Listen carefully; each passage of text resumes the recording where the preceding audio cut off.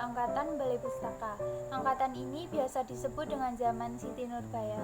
Sarwadi tahun 2004 mengatakan bahwa Balai Pustaka merujuk pada nama penerbit dan suatu nama angkatan dalam sastra Indonesia. Balai Pustaka pada masa itu untuk mencegah pengaruh buruk dari bacaan liar yang dihasilkan oleh sastra Melayu yang banyak menyoroti kehidupan liar dan misi politis. Pengarang dan karya sastra pada angkatan Balai Pustaka diantaranya ada Mara Rusli, hanya Siti Nurbaya, kemudian Muhyamin, karyanya kumpulan puisi Tanah Air, kemudian Abdul Muiz, karya romannya Salah Asuhan, kemudian Rustam Effendi dengan karya kumpulan puisi Percikan Permenungan, kemudian Nur Sultan Iskandar dengan karya romannya Kata Hendak Jadi Lembu. Novel ini menceritakan kisah Siti Nurbaya dan Samsul Bahri yang sudah saling dekat sejak dari sekolah rakyat. Kemudian Siti Nurbaya diceritakan sebagai anak pedagang kaya dan Samsul Bahri adalah anak Sultan Mahmud, seorang penghulu di Padang. Keduanya harus berpisah karena Samsul Bahri harus melanjutkan sekolah dokter ke Jakarta. Novel ini juga menghadirkan sosok Datuk Maringgi yang merupakan seseorang kaya yang gigir di Padang. Datuk Maringgi melakukan tipu muslihat kepada Baginda Sulaiman atau ayah Siti Nurbaya. Datuk Maringgi awalnya meminjamkan uang kepada Baginda Sulaiman, yang kemudian uang itu tidak dapat dikembalikan oleh Baginda Sulaiman. Dengan kepiawaiannya, Datuk Maringgi memberikan pilihan kepada Baginda Sulaiman supaya tidak dipenjara dengan syarat Siti Nurbaya dapat dinikahi oleh Datuk Maringgi. Diceritakan bahwa Siti Nurbaya rela menikah dengan Datuk Maringgi tanpa paksaan dari Baginda Sulaiman. Di sisi lain, Sultan Mahmud atau ayah Samsul Bahri di Padang telah mendengar bahwa Samsul Bahri telah meninggal karena bunuh diri. Kemudian dalam perjalanan hidupnya, akhirnya Samsul Bahri memutuskan untuk menjadi ospir Belanda. Dalam penugasannya, ia dikirim ke Padang untuk memadamkan suatu pemberontakan di sana.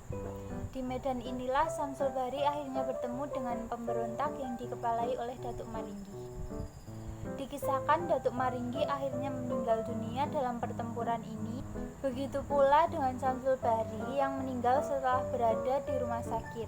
Hal mencengangkan lainnya adalah bahwa Siti Nurbaya telah lama meninggal dunia karena diracun oleh Datuk Maringgi. Kemudian Angkatan Pujangga Baru.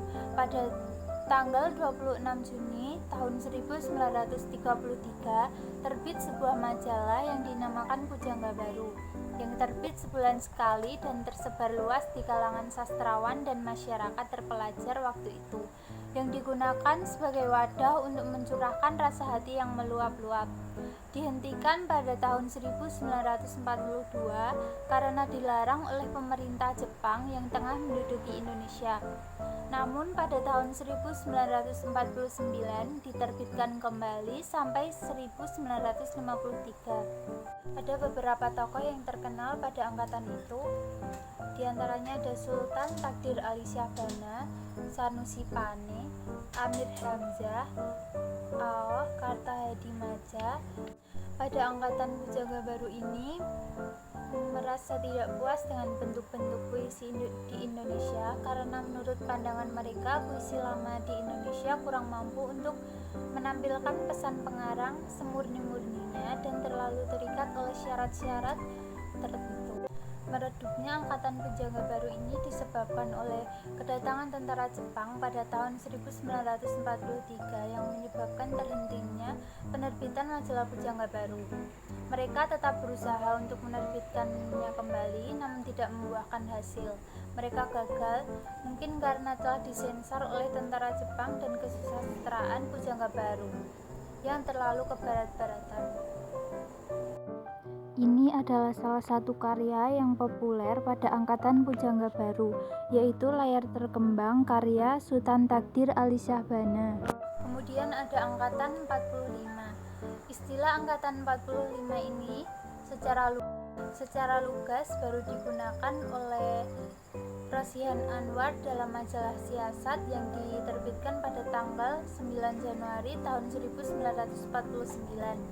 Pradopo menambahkan bila masa produktif Angkatan 45 adalah tahun 1943 sampai 1953. Kemudian sepanjang masa-masa kejayaan tersebut, sebagian besar karya-karya penyair Angkatan 45 belum dipublikasikan dalam bentuk buku, sajak-sajak. Mereka hanya terpublikasikan lewat majalah. Bahkan sajak-sajak Chairil baru diantologikan pada tahun 1949 setelah Chairil meninggal dunia. Salah satu ciri ekstra estetik yang menonjol pada Angkatan 45 adalah individualisme yang tercermin pada karya-karya yang dihasilkannya. Lahirnya Angkatan 45 ini karena perubahan sosial politik pada tahun 1942 yang begitu mendadak. Jepang tiba-tiba datang menjajah Indonesia. Seni sastra pada Angkatan 45 memiliki konsep seni yang diberi judul Surat Kepercayaan Gelanggang.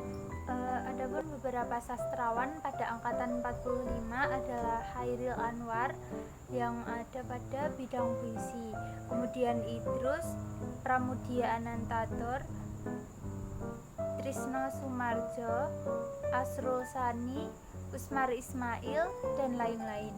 Kehadiran Angkatan 45 ini seperti dalam konsep seninya, yaitu jelas tidak menginginkan polemik. Chairil Anwar, Idrus, Pramudia, Asrul Sani, dan lain-lain tidak memberikan kata-kata kunci tentang kebudayaan Indonesia. Mereka juga tidak ingin menggosok-gosok kebudayaan lama yang telah usang. Para sastrawan itu memandang ke depan untuk mengisi kemerdekaan.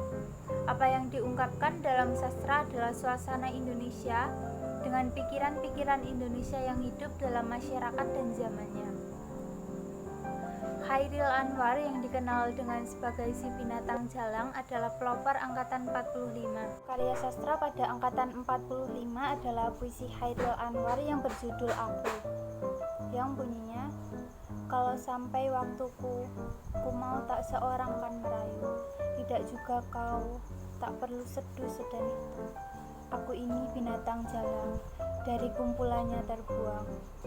Biar peluru menembus kulitku, akan tetap meradang menerjang. Luka dan bisa ku bawa berlari, hingga hilang pedih perih. Dan aku akan lebih baik tidak peduli. Aku mau hidup 1000 tahun lagi. Kemudian Angkatan 66. Angkatan 66 ini melakukan pendobrakan terhadap kebobrokan yang disebabkan oleh penyelewengan negara besar-besaran, penyelewengan yang membawa kehancuran total. Konsep Angkatan 66 adalah Pancasila sesuai dengan isi manifest kebudayaan. Sekian banyak sajak yang menyuarakan isi hati dan nurani rakyat, tidak digubris oleh pemerintah. Rakyat kelaparan dan pemerintah menyampaikan pidato dengan semua janji yang tak pernah terpenuhi.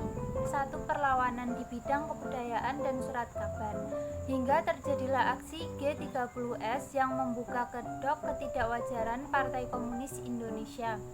Tetapi aneh bin ajaib, 6 jenderal mati mengenaskan sebagai korban. Aktivis-aktivis Gestapo telah mengaku di depan mahkamah militer.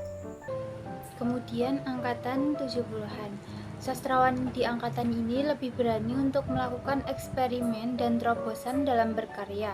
Muncul karya sastra modern yang titik tolaknya dari sesuatu yang bersifat tradisional. Hal semacam itu disebut juga improvisasi. Penerbit-penerbit juga perlahan bangkit kembali hingga dapat mencetak karya para sastrawan.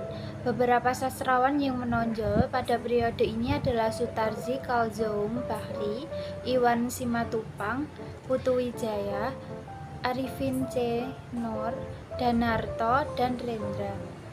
Ciri-ciri karya sastra angkatan 70 adalah sastrawan lebih berani bereksperimen dalam karyanya. Yang kedua, banyak improvisasi terhadap karya sastra yang tidak ada pada angkatan sebelumnya. Latar belakang munculnya angkatan 80-an ini adalah situasi depolitisasi masyarakat di mana aktivitas politik mahasiswa dibatasi dan terkontrol, memaksa mahasiswa untuk fokus pada aktivitas kampus. Kemudian tokoh-tokoh angkatan 80-an ada Hilman Hariwijaya, yang kedua ada Marga T. Kemudian sastra angkatan 90-an. Memasuki era angkatan 90-an penuh kebebasan ekspresi dan pemikiran. Dengan ditemukannya percetakan, maka karya sastra jadi bersifat individual atau seseorang pengarang menulis secara pribadi kemudian sampai juga secara pribadi ke tangan pembacanya yang menikmati secara pribadi pula. Karya sastra di Indonesia pada kurun waktu setelah tahun 1990 ditandai dengan banyaknya roman percintaan dengan sastrawan wanita yang menonjol pada masa tersebut. Karya sastra Indonesia pada masa angkatan ini tersebar luas di berbagai majalah. Pengarang pada angkatan 90-an adalah Ayu Utami, Jenar Mahesa Ayu, Ahmadun Yosi Hervanda, Hilman Hariwijaya, Dorothy Rosa Herliani, Gustav Rizal. Korilayun Rampan pada tahun 2002 melempar wacana tentang lahirnya sastrawan angkatan 2000, sebuah bukti tebal tentang angkatan 2000 yang disusunnya diterbitkan oleh Gramedia Jakarta pada tahun 2002. Penulis pada angkatan 2000 ada Ayu Utami, lalu Seno Gumira Adjidharma, lalu Dewi Lestari, lalu Raudal Tanjung Banua. Sementara sastra cyber merupakan sebuah revolusi dalam dunia sastra, sebagaimana internet menghadirkan revolusi dalam media setelah mesin cetak Gutenberg dan kehadiran televisi. Sastra cyber muncul karena biaya publikasi yang semakin mahal dan dominasi sastra koran atau majalah dianggap telah mencapai puncaknya.